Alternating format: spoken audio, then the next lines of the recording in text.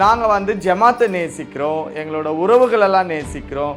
ஆனால் இந்த தலைவின்றவங்கள நாங்கள் நேசிக்கல. எங்களுக்கு இந்த தலைவிகள் வேண்டாம். எதுக்கு தலைவிகள்? திருநங்கைகளால் தேர்ந்தெடுக்கப்பட்ட ஒரு தலைவி உருவாகட்டும். தனக்கு தானே தலைவின்னு வர வேண்டாம்.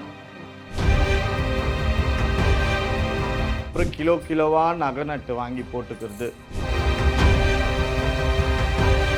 அவங்க ஒரு சட்டம் வச்சிருக்காங்கம்மா. அந்த சட்டம் என்னன்னா, டெய்லி ஒரு 500 ரூபாய் கொடுக்கணும், வாரமானா ஒரு அமௌண்ட்டு கொடுக்கணும், மாசமானா ஒரு அமௌண்ட்டு கொடுக்கணும் அப்படின்ற மாதிரி இந்த தலைவிகள் வந்து இந்த சட்டமெல்லாம் வச்சுட்டாங்க. அது எதுக்கு கொடுக்குறீங்க? அந்த 1,12,000 என்னத்துக்கு? அவளை 1,12,000 ரூபாய் கொடுத்து இவ்வளோ விலைக்கு வாங்குறீங்களா? தலைவிகள் 21 பேர், அவங்களுக்கு கீழே கல்நாயக் ஒரு 21, இவங்களுக்கு அடுத்த தலைவிகள் இவங்க 2 டீமை சேர்த்தால 42 பேர் ஆயிடுது. புரியுதுங்களா? இந்த 42 பேருமே பண்ணாத அநியாய ரொம்ப கிடையாது.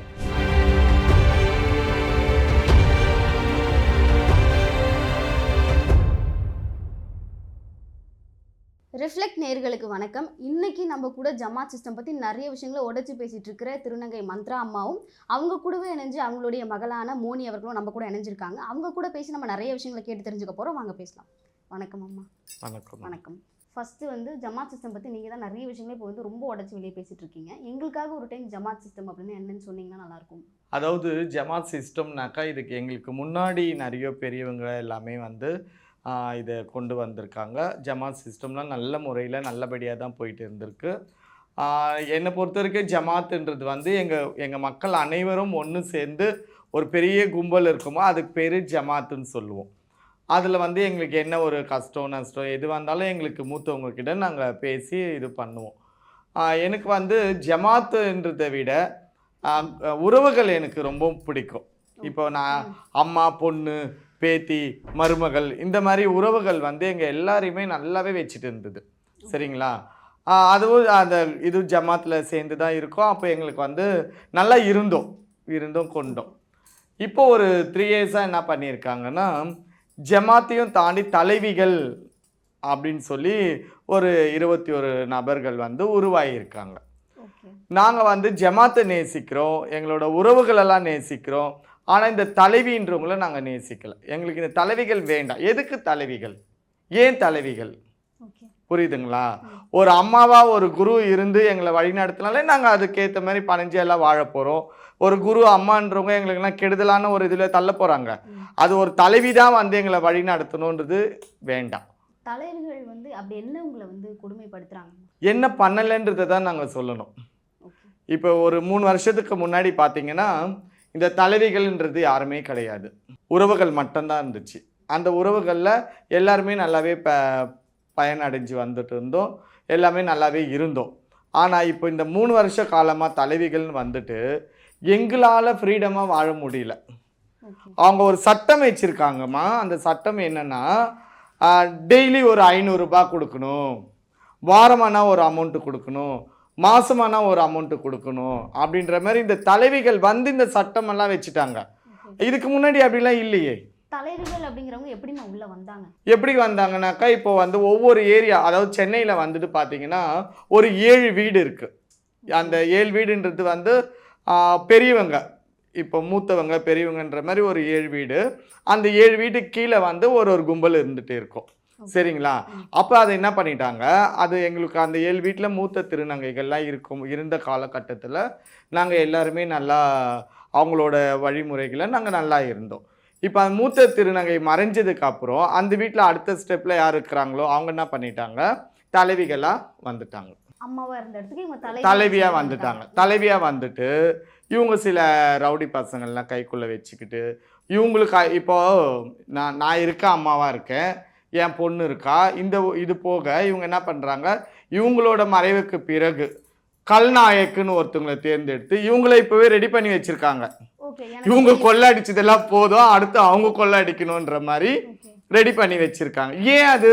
இப்போ அந்த காசெல்லாம் அவங்க என்னமா பண்ணுறாங்க? இவ்வளோ காசு உங்கள்கிட்ட இருந்து வாங்கி அதை என்ன பண்ணுறாங்கன்றது எனக்கு தெரியல. ஆனால் நான் பார்த்த வரைக்கும் அவங்கவுங்க வீடு கட்டுறது, அந்த வீடை வந்து ஃபுல்லாக நல்ல ஒரு ரிச்சாக ஃபுல்லாக கிரைனைட் கல் அது இதுன்னு கோடிக்கணக்கில் செலவு பண்ணி வீடு கட்டுறது, அதுக்கப்புறம் கிலோவாக நகை நட்டு வாங்கி போட்டுக்கிறது. அதாவது பாருங்கள், இந்த தலைவிகளை மட்டும்தான் நீங்கள் பார்க்க முடியும் அந்த மாதிரி நகைகள், அவங்க ட்ரெஸ்ஸிங்கு எல்லாருமே. ஆனால் அது கீழே இருக்கிற எவ்வளோ ஆட்களை பாருங்கள், ஒன்றுமே இல்லாமல் இருப்பாங்க. ஏன்னா ஒரு அம்மா ஸ்தானத்துல இருக்கவங்க அந்த காசு வாங்கி அவங்க கிட்ட வர மகள்களை வந்து பார்த்துப்பாங்க அப்படிங்கிறது தான். ஆனா இவங்க இவ்வளவு காசு வாங்கி இவங்க பெரிய ஆள் ஆகும்போது அவங்க கிட்ட கீழே இருக்கிற மகளோட நிலைமை என்னமா ஆகுது? இதுமாரி தான் நடுத்தரில் தான் நிற்கிறது. யாருமே நல்லா இல்லை, புரியுதுங்களா? அந்த அம்மா பொண்ணு உறவுகள் இருக்கும்போது எங்களுக்கோ 10 ரூபா கையில் நின்றுச்சுங்க. நாங்கள் அவங்களே பார்த்துக்கிட்டோம் இல்லைன்னு சொல்லலை. எங்களை அதிகாரமாக நீ இவ்வளோ பணம் கொடுக்கணும்லாம் யாருமே சொல்லலை, நாங்கள் இஷ்டப்பட்டு கொடுக்கறது தான். ஆனால் இப்போ அதிகாரமாக கேட்குறாங்க, அதுதான் எங்களுக்கு பிடிக்கல. எனக்கு இவ்வளோ கொடுத்து தான் ஆகணும்னு சட்டம் வைக்கிறாங்க. அந்த அதிகாரம் வேண்டாம். அன்பால் எது வேணாலும் சாதிக்கலாம், அதிகாரத்தால் எதுவுமே சாதிக்க முடியாது. புரியுதுங்களா? எங்களுக்கு நீங்கள் அதிகாரமாக கேட்காதீங்க. நான் வரேன், உங்களை பார்க்குறேன், என்னால் முடிஞ்சது ஒரு 500 1000 கொடுக்குறேன், வாங்கிக்கோங்க சந்தோஷமா. ஆனால் எனக்கு நீ 5000 கொடுத்து தான் ஆகணும்னு சட்டம் வைக்காதீங்கன்னு தான் நான் சொல்கிறேன். இப்போ நீங்கள் 500 1000 கொடுக்கும்போது உங்களை அவங்க என்னெல்லாம் சொல்கிறாங்கம்மா? என்னெல்லாம் சொல்கிறாங்கனாக்கா, இப்போ இந்த 21 தலைவிகளில் பார்த்தீங்கன்னாக்கா, ஒரு சில தலைவிகள் வந்து அவங்க இன்னமும் ஏழ்மையாக தான் இருக்காங்க, பிழைக்க தெரியாமல். இவங்களுக்கு இருக்கிற அதே அதிகாரம் அவங்களுக்கும் இருக்குது. ஆனால் அவங்களால வாயை திறந்து பளிச்சுன்னு பேச முடியல. பேசாத காரணத்தினால நல்லா பேசக்கூடியவங்க, இந்த பணபலம் படைபலம் இருக்கிறவங்க, இவங்களெல்லாம் பேச விடாமல் சும்மா அந்த 21 பேரில் இவங்களும் ஒரு இது மாதிரி காட்டிட்டு இவங்களை தட்டியே வைக்கிறாங்க. அதில் பாதிக்கப்பட்ட ஒரு 7-8 தலைவிகள் வந்து என்கிட்ட பர்சனலாக நிறைய பேசிலாம் அவங்களோட குமுறல்கள்லாம் என்கிட்ட சொல்லியிருக்காங்க. இந்த தலைவிகளுக்குள்ளவே இதெல்லாம் இருக்கும்போது இவங்க என்ன பண்ணுறாங்கன்னா, இந்த பணத்துங்களை வந்துட்டு ஃபுல்லாக அவங்களுடைய இந்த வாயும் பணபலமும் இருக்கிறவங்க, படைபலம் வச்சிருக்கிறவங்க, இது எல்லாத்தையுமே இவங்களே சுரண்டிக்கிறாங்க. அப்போ அந்த நாய்க்கு சிஸ்டமில் இருக்கிறவங்களுக்கே சில ஃப்ரீடம் கிடையாது. அவங்களுக்கு தோணக்கூடியதை அவங்களால பேசுறது கூட அவங்களுக்கு அதில் இது கிடையாது. அப்போ அவங்கள என்ன பண்ணுவாங்க? புரியுதுங்களா? நான் என்ன கேட்குறேன், 21 தலைவிகள் இருந்து தான் சென்னை ஆளணுமா? இருக்கிற திருநங்கைகள் ஆளணுமா? ஏதோ ஒரு தலைவி இருந்து எல்லாருமே கண்ட்ரோல் கொண்டு வரலாமே. மொத்தம் திருநங்கைகள் மட்டும் சென்னையில் மட்டும் எவ்வளோ பேர் இருப்பாங்க? சென்னையில் மட்டும் பார்த்தீங்கன்னா, சென்னை வாசிகள் பார்த்தாக்கா ஒரு 300லேருந்து 500க்குள்ளே இருப்பாங்க. ஆனால் வெளியேருந்து வந்து உங்கள் எல்லாரும் சேர்த்து கணக்கு பார்த்தீங்கன்னா ஒரு 3000 பேர் இருப்பாங்க. இதுதான் சென்னைக்கு இருக்குது. ஆனால் நாங்கள் என்ன சொல்கிறோன்னா, எங்களுக்கு ஜமாத் வேண்டாம், தலைவிகள் வேண்டாம்.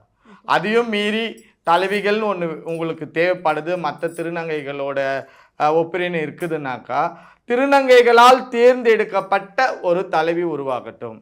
தனக்கு தானே தலைவின்னு வர வேண்டாம்.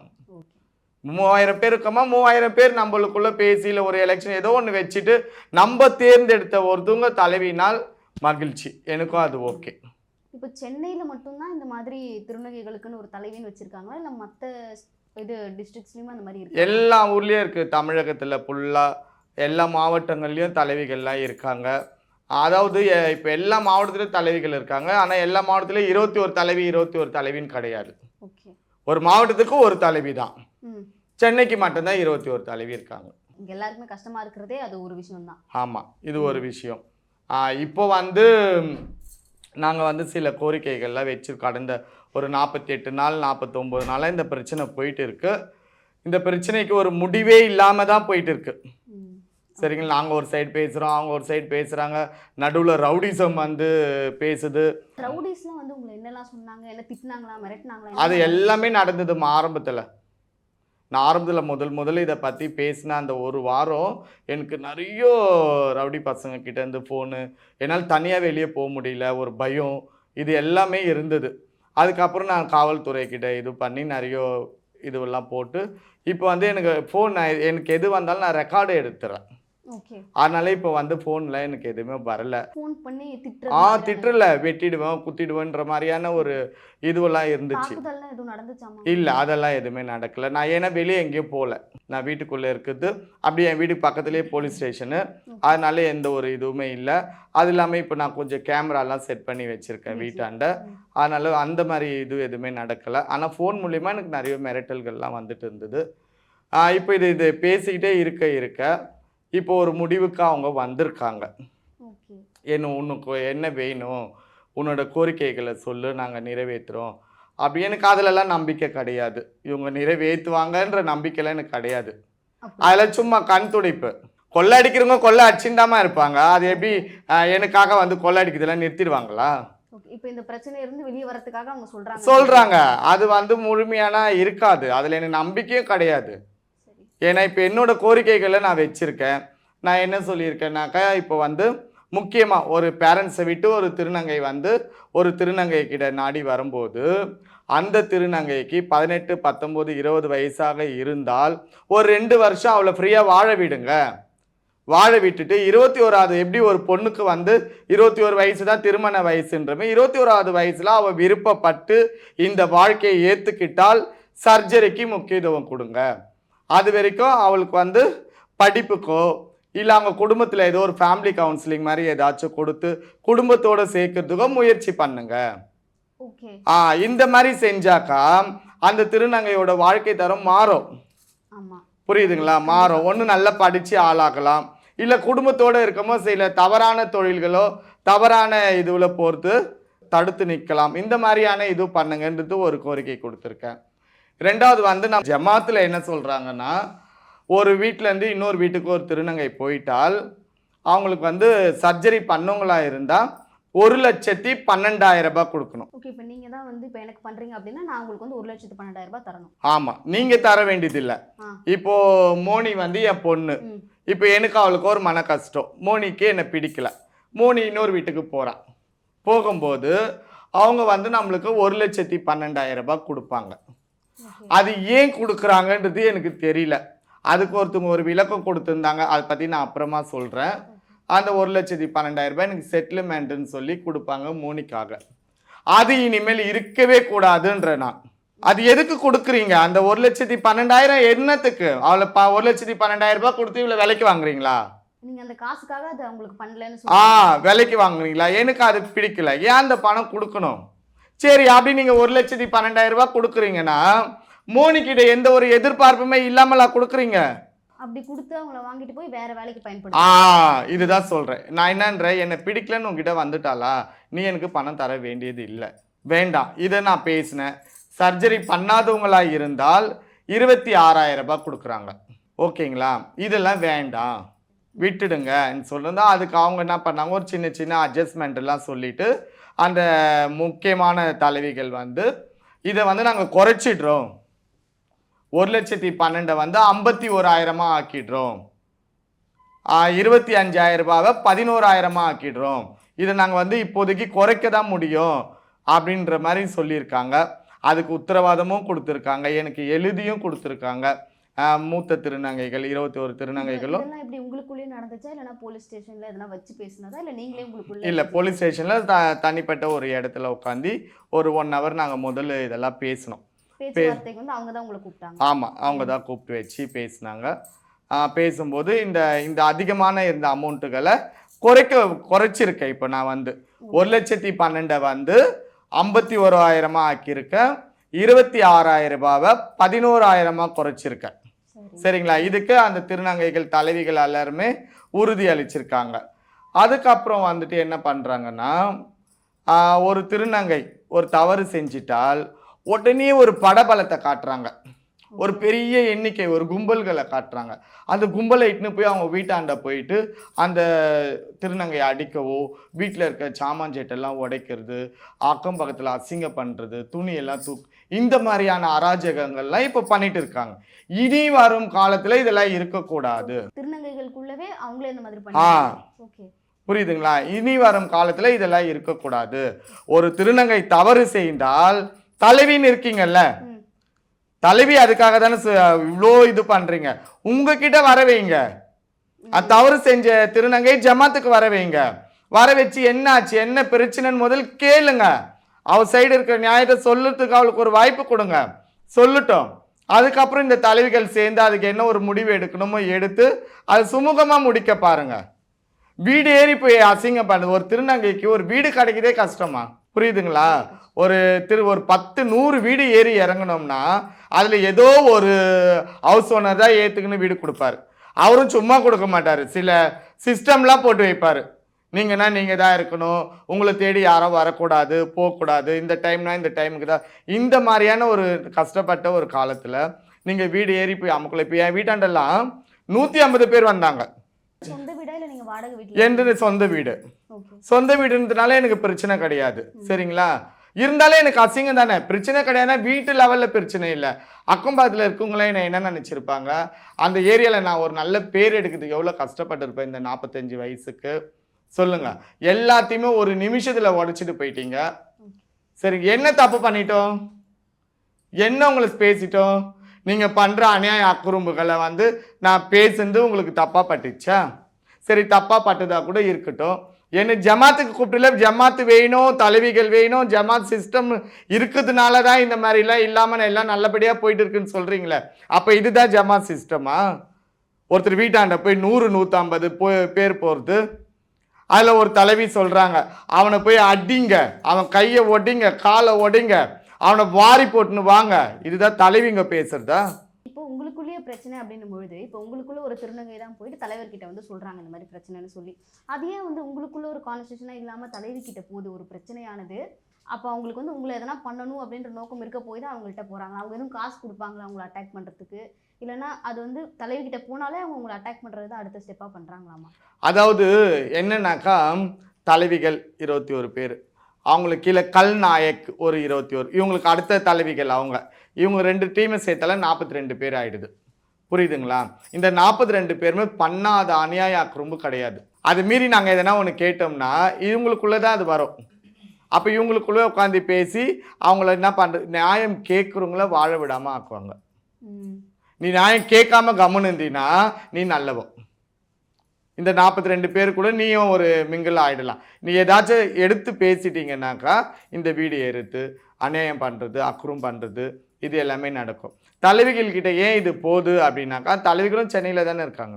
அவங்களுக்கு கீழே ஒரு 50 100 பேர் இருக்காங்க இல்லைங்களா? தானாகவே தெரிய வந்துடும். இன்னொன்று, நான் பேசினது வந்து ஃபோனில் வாட்ஸ்அப் குரூப், எங்களுக்குன்னு ஒரு குரூப் இருந்துச்சு அப்போது, முக்கிய குழுன்னு. அந்த குரூப்பில் தான் நான் பேசினேன். அப்போ அதில் பேசவதான் இந்த மாதிரியான பிரச்சனை எல்லாருக்கும் தெரிய வந்தது. அப்போ இந்த மாதிரியான தலைவி வந்து ஒரு தகவல் கொடுத்தாங்க, நீங்கள் எல்லாரும் அவங்க வீட்டாண்ட போங்கன்ட்டு. அதை பேச்சை கேட்டு எல்லாரும் கிளம்பி என் வீட்டாண்ட வந்தாங்க. இப்போ வந்து ஜமாத்தில் இவ்வளோ பெரிய பிரச்சனைகள் இருக்குன்னு சொல்லி இப்போ நீங்கள்லாம் வெளியே சொல்லி நிறைய பேருக்கு தெரிஞ்சிருச்சு. இப்போ இதுக்கப்புறம் திருநங்கைகள் வந்து ஜமாத்தில் சேருவாங்களாம்? இதுக்கப்புறம் சேருத்து வந்து கொஞ்சம் கஷ்டம்தான் ஜமாத்தில் திருநங்கை. ஏன்னா இதுக்கு முன்னாடியே கொஞ்சம் கஷ்டமாக தான் இருந்தது. ஏன்னா ஒரு காலத்தில் வந்து இப்போ நான்லாம் வந்த காலத்தில் என் வீட்டிலலாம் எங்களை வந்து ஏற்றுக்கலை. சரிங்க, நாங்களாம் மறைமுகமான ஒரு வாழ்க்கை தான் வாழ்ந்துட்டு இருந்தோம். அப்போ எங்களுக்கு ஏதாவது ஒரு உறவு கிடைக்குமா, அவங்க கூட போய் நம்மளோட ஃபீலிங்ஸை வெளியே எடுத்துகிட்டு வர முடியுமான்னு தான் நாங்கள் பார்த்தோம். ஆனால் இப்போ இருக்கிற ஜென்ரேஷன் பார்த்தீங்கன்னா பேரண்ட்ஸோடையே புடவை கட்டிட்டு பேரண்ட்ஸோடையே வாழ்கிறாங்க.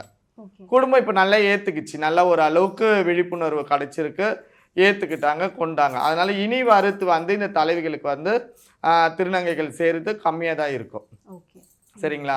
ஆனாலும் இவங்க என்ன பண்ணுறாங்க, அந்த மாதிரி பேரண்ட்ஸ்குள்ளே இருக்கிறவங்கள கூட மூளைச்சாலை இது பண்ணி கேன்வசிங் பண்ணி அவங்களே வலிக்கிறாங்க. இப்போ குடும்பத்தில் ஏற்றுக்கிற திருநங்கைகளும் ஜமாத்குள்ளே வந்தே ஆகணுங்கிறது எதனா கட்டாயமா? கட்டாயமாக அப்படி கிடையாது. ஆனால் ஒன்று பாருங்கள், நான் இப்போ குடும்பத்தில் வந்து மோனியை ஏற்றுக்கிட்டாங்க, நான் ஜமாத்தில் இருக்கேன். மோனி தனிச்சா என்ன பண்ணுவான்? குடும்பத்தோடையே இருந்து அவன் என்ன பண்ண முடியும்? ஒரு திருநங்கை இன்னொரு திருநங்கை கூட சேர்ந்தாதான் ஜாலியாக ஆடல் பாடல் எங்கன்னா போகிறது வர்றது ஒரு இதுவாக இருக்கும், நட்பு இருக்கும். ஒரு பெண்ணு கூட போனாக்கா அவளுக்கு அந்த அளவுக்கு இருக்கும். ஒரு பொண்ணு தான், ஆனாலும் அந்த இது இருக்காது. புரியுது?